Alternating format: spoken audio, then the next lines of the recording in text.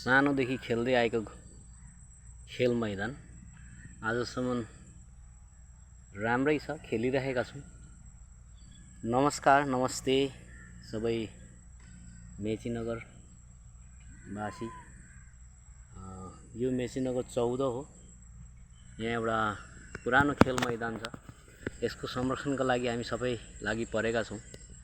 हामी यहाँ गाउँले दाजुभाइ दिदीबहिनी दाजु सबै मिलेर यो मैदानलाई जोगाउँ भन्ने कुरो हो। यहाँ फुटबल ग्राउन्ड छ, त्यहाँ अगाडिपट्टि अलिकति भलिबल ग्राउन्ड छ र यता पछाडिपट्टि यता तलसम्म यो क्रिकेट ग्राउन्ड थियो। र यहाँ वृक्षरोपण उहिले पनि भएकै हो। यहाँ रोप्ने भाइहरूले रोपेको वृक्ष पनि यत्रो भइसकेछ। यस्तो दाइटोली पऱ्यौँ अलिकति। यो वृक्ष यसरी यहाँ हेर्नु चराचुरुङ्गीहरू आउँछन्, घुम्छन्, हिँड्छन्, यस्तै हो, रमाइलो छ यहाँ।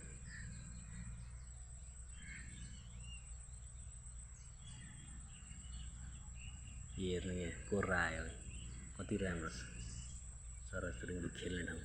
यो पुरानो खेल मैदान हो। यहाँ खेल्ने खेलाडीहरू ओलम्पिकसम्म पुग्नु भएको छ र ओलम्पिकदेखि खेलेर उहाँहरूले साह्रै राम्रो नेपालको नाम पनि राख्नु भएको थियो।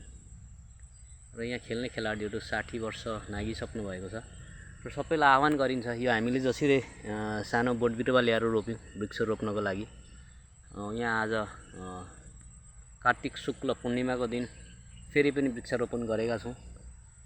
बोट बिरुवाहरू रोप्यो भने हरियाली बढ्छ, हरियाली बढ्यो भने अक्सिजनको कमी हुँदैन र खेल्ने खेलाडीहरूलाई पनि शीतल प्रदान गर्नेछ।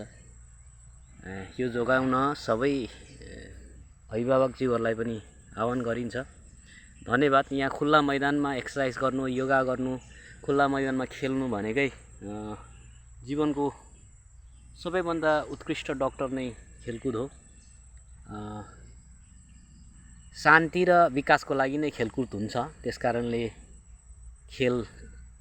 खेलिराख्नुपर्छ भन्ने हाम्रो सोच हो। अब यहाँनिर कति राम्रो फुल फुलेको छ अहिले। यो हेर्नु, यहाँ गाईहरू चर्छन्, बस्छन्। यो जोगाउने कर्तव्य हाम्रो हो। यो हामी सबैलाई चाहिन्छ, बाँचुन्जेल चाहिन्छ यो मैदान सबैलाई।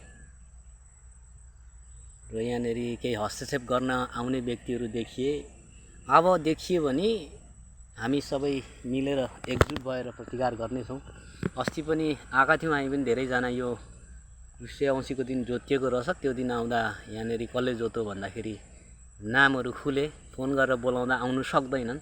पछाडिबाट होइन अगाडिबाट खेल्नुपर्छ भन्ने सोच हो। त्यसकारणले अगाडि बसेर गर्नु होला। जे गर्दा पनि लुकीछिपी नगर्नु होला। कसैले पनि सामाजिक स्थल अथवा सरकारी जग्गा बेच्ने कोसिस पनि नगर्नु होला कहीँ पनि। यसलाई जोगाउनुहोस्। प्रत्येक वार्डमा, प्रत्येक मेचीनगरमा धेरैवटा खाली जग्गाहरू छन्। यस्तोमा हामीले मैदान बनाउनुपर्छ भन्ने कुरो हो। मैदान बनाइयो भने केटाकेटीहरूलाई प्लस आफूलाई पनि धेरै फाइदा हुन्छ।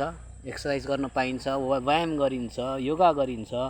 खुल्ला मैदानमा बिहानको 5 बजी आएर झुल्किँदै गरेको घाममा कसैले पनि कसरत गर्छ भने लगभग बाँचुन्जेल डाक्टर भएको ठाउँमा जानु पर्दैन।